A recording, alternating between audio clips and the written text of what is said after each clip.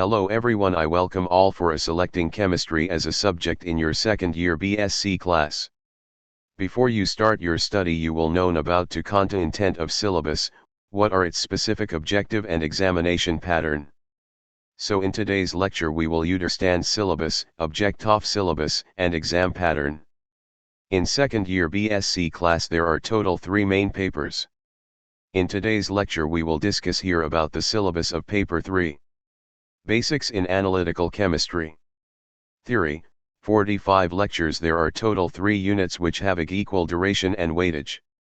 The role of analytical chemistry in various fields including non-chemistry fields such as environmental science, pharmacy, medicine, life sciences, petrochemicals, arts, like painting, forensic sciences and so on can never be underestimated. This course is expected to introduce the learner to this interesting field of analytical chemistry.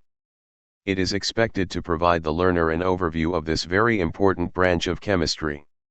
After successful completion of this course, the learner is expected to be familiar with the question of what is analysis, why it is required, and the methods, techniques, procedures, and protocols that may be used or required in the course of a given problem of analysis. The learner is also expected to appreciate the role of an analytical chemist and a chemical analyst.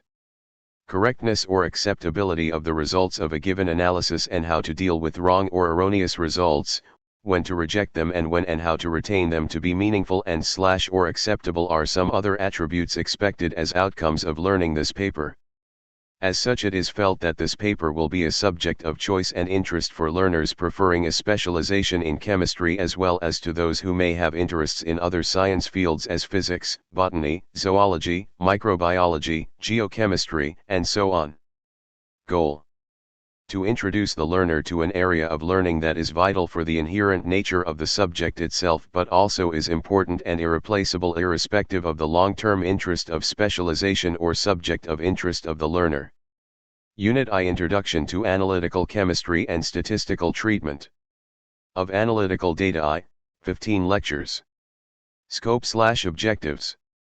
Learners should be able to 1. Select a method of analysis. 2. Decide how to identify a sample and prepare it for analysis. 3. Select a procedure for analysis.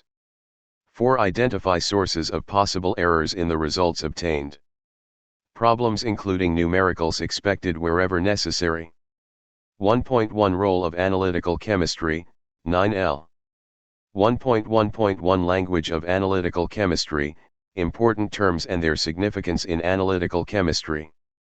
1.1.2 Purpose of Chemical Analysis, Analysis-based, I, on the nature of information required, proximate, partial, trace, complete analysis, and 2, on the size of the sample used, macro, semi-micro, and micro-analysis. 1.1.3 Classical and non-classical methods of analysis, their types and importance. 1.2 Significance of sampling in analytical chemistry. 1.2.1 Terms involved in sampling. 1.2.2 Types of sampling. 1.2.3 Sampling techniques. 1.3 Results of analysis. 6L. 1.3.1 Errors in analysis and their types. 1.3.2 Precision and accuracy in analysis. 1.3.3 Corrections for determinate errors. Problems including numericals expected wherever required. Unit 2 Classical Methods of Analysis, 15 lectures. Objectives. The main objectives of this unit is to 1. Introduce classical methods of chemical analysis. 2. Appreciate the various terms and types of titrometric analysis. 3. Ability to select proper titrometric method. 4. Appreciate the usefulness of the gravimetric method of analysis. 5. Identify a suitable gravimetric method. 6. Perform the required calculations involved in the analysis by titrometry as well as gravimetry. Topic: First 2. Classical methods of analysis. 4 lectures. 2.1 Titrometric methods. 2.1.1 Terms involved in titrometric methods of analysis. Comparing volumetry and titrometry. 2.1.2 The conditions suitable for titrometry.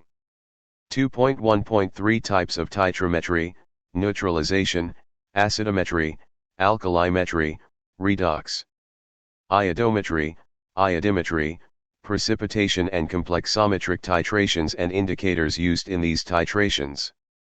2.1.4 Tools of titrometry, graduated glasswares and calibration. 2.2 Standard solutions, primary and secondary standards in titrometry, and calculations in titrometry. Topic 2.3 Neutralization Titrations, 4 lectures. 2.3.1 Concept of pH and its importance in neutralization titrations. 2.3.2 Endpoint and equivalence point of neutralization titrations. 2.3.3 Determination of endpoint by using I indicators causing color change. 2 Change in potential, by potentiometry. 3 Change in conductance, by conductometry. 2.3.4 Construction of titration curve, on the basis of change in pH, of a titration of I strong acid weak base. 2 Strong base weak acid.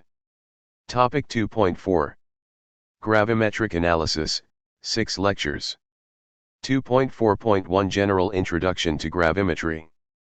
2.4.2 Types of gravimetric methods. 2.4.3 Precipitation gravimetry. I steps involved in precipitation gravimetry analysis. 2 Conditions for precipitation. 3 Completion of precipitation.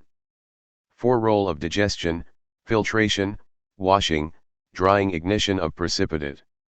V. Applications of gravimetric analysis, determination of sulfur in organic compounds, estimation of nickel in CuNi alloy using dimethylglyoxime, determination of aluminum by converting it to its oxide. Unit 3, Instrumental Methods I-15 Lecture. Objectives. On completing the learning of this unit, the learner is expected to 1. Know the various instrumental methods of analysis. 2. Advantages of using instruments to make measurements. 3. The various observable properties of a given analyte and the stimulus best suited for its analysis. 4. Know about a generalized diagram of an analytical instrument. 5. Select a suitable instrumental method for analysis. 6. Appreciate the basic terms in spectrometry. 7. Use the relationship between absorbance, and its variations, and concentration of the analyte. 8. Chose a suitable method for photometric titrations. Topic First 3. Basic concepts in instrumental methods, 03 lectures. 3.1 Relation between the analyte, stimulus, and measurement of change in the observable property. 3.2 Block diagram of an analytical instrument. 3.3 Types of analytical instrumental methods based on optical interactions, e.g. spectrometry, UV visible, polarimetry. 2 Electrochemical interactions, e.g. potentiometry, conductometry. 3 Thermal interactions, e.g. thermogravimetry. Topic Second 3.4 Spectrometry, 07 lectures. 3.4.1 Interaction of electromagnetic radiation with matter, absorption and emission spectroscopy. 3.4.2 Basic terms, radiant power, absorbance, transmittance, monochromatic light, polychromatic light, wavelength of maximum absorbance, absorptivity and molar absorptivity. 3.4.3 Statement of Beer's law and Lambert's law, combined mathematical expression of Beer-Lambert's law, validity of Beer-Lambert's law. Deviations from Beer-Lambert's law, real deviations, instrumental deviations and chemical deviations. Numerical problems based on Beer-Lambert's law.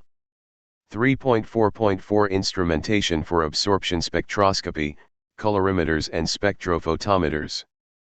3.4.5 Block diagrams for single beam and colorimeter, and spectrophotometer, principles, construction, and working details of components expected I.e., source sample holder, filters/monochromators, detectors such as photomultiplier tube.